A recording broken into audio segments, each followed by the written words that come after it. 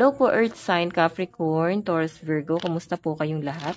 Okay, so Earth sign, maraming salamat po sa walang sawang pagsubaybay sa ating pong daily horoscope. And kung ikaw ay bago pa lang sa ating channel, mag-subscribe na po kayo. And i-click mo na rin yung ating notification bell para lagi kang updated sa ating mga bagong upload. Okay, so Earth sign, tignan po natin ano ba yung focus ng energy mo ngayon. Focus po ng energy ng mga Earth sign.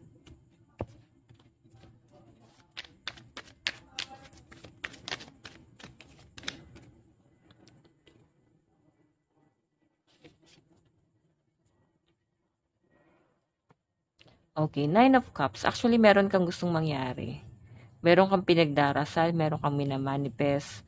Pero ito guys, hindi mo makukuha sa dasal lang. Okay? Kailangan may action ka rin na gagawin dyan. So, for example, gusto mong yumaman. Okay? Gusto mo maging stable. Hindi yan guys madali na parang ano, na hiniling mo tas mangyayari. Kailangan nyo dyan guys, samahan mo rin ng action. Paghirapan mo. Kung gusto mo talagang makuha yung bagay na yon. Okay? So guys, sa pinapakita rin sa akin dito Earth sign, parang kailangan kailangan magkaroon ka pa ng pagsisikap. May nakikita akong parang tinatamad eh. Tinatamad ka na ba sa trabaho mo or tinatamad ka na sa buhay mo? Tinatamad ka ng gumalaw? Parang gusto mo ng pahinga. Or pwede iba naman sa inyo guys dahil sa, alam niyo yan, pagka Earth sign, pagka ang dami nyo ng pahinga, puro higa yung ginagawa mo, talagang malalata ka ni. Kasi nasanay na yung katawan mo nang nakahiga.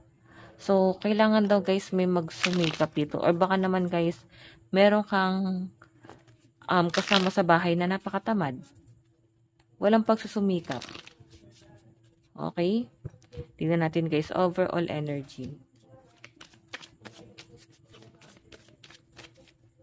Meron po tayong natural disaster. Meron tayong good news.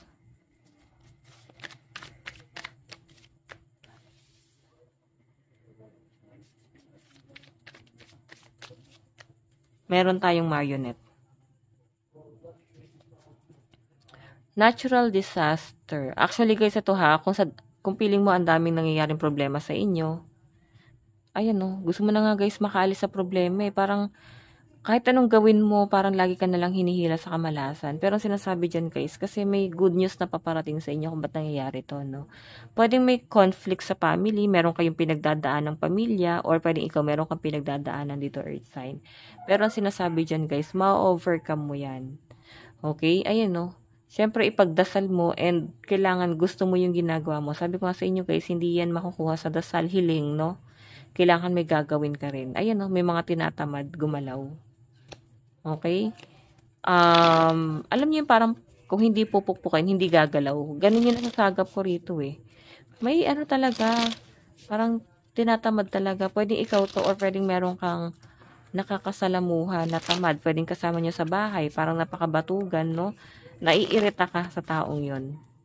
Okay? Pwedeng sa trabaho, pwedeng inasa na sa inyo guys lahat ng responsibilidad. Napakatamad ng taong yon. Okay, nasabi ko na ba, lucky number mo 38, 42, 64, and 15. Tignan pa natin. Meron tayong Page of Pentacles. Meron tayong The Hierophant. Meron tayong Ten of Cups.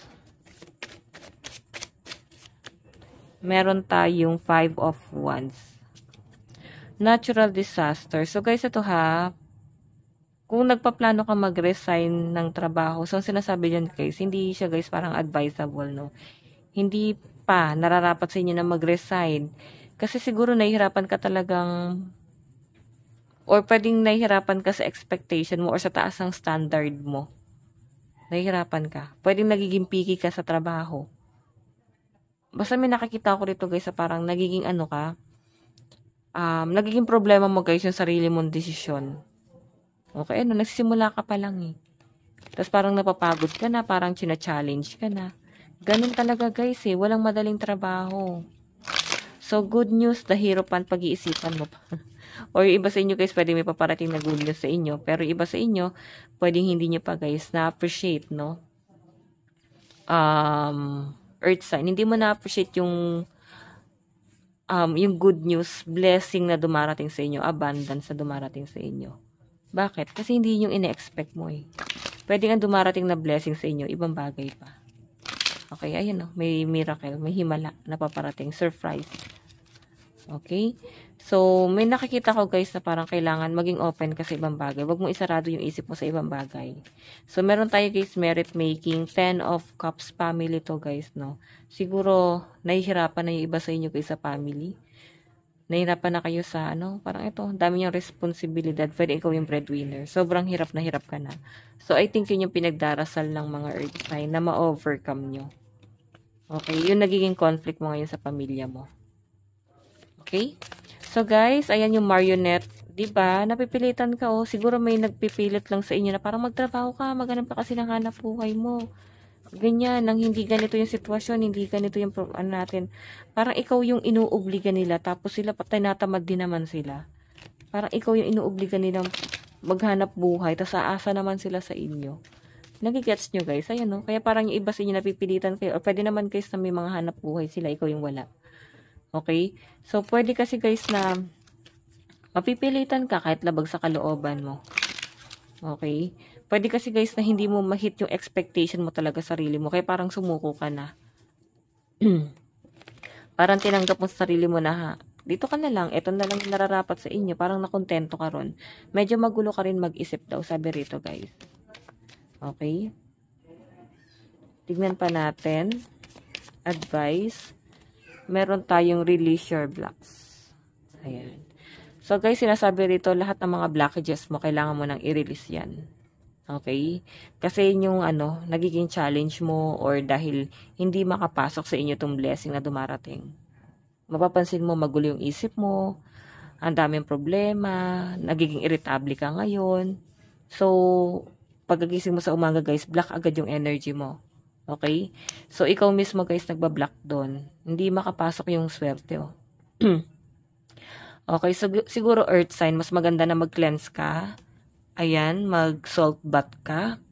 Nang ma-release mo man lang yung mga negative energy sa paligid mo. And siguro kailangan mo rin mag-meditate or mag-hiking. Ayan, mamundo ka, no, na makasagap ka ng sariwang hangin.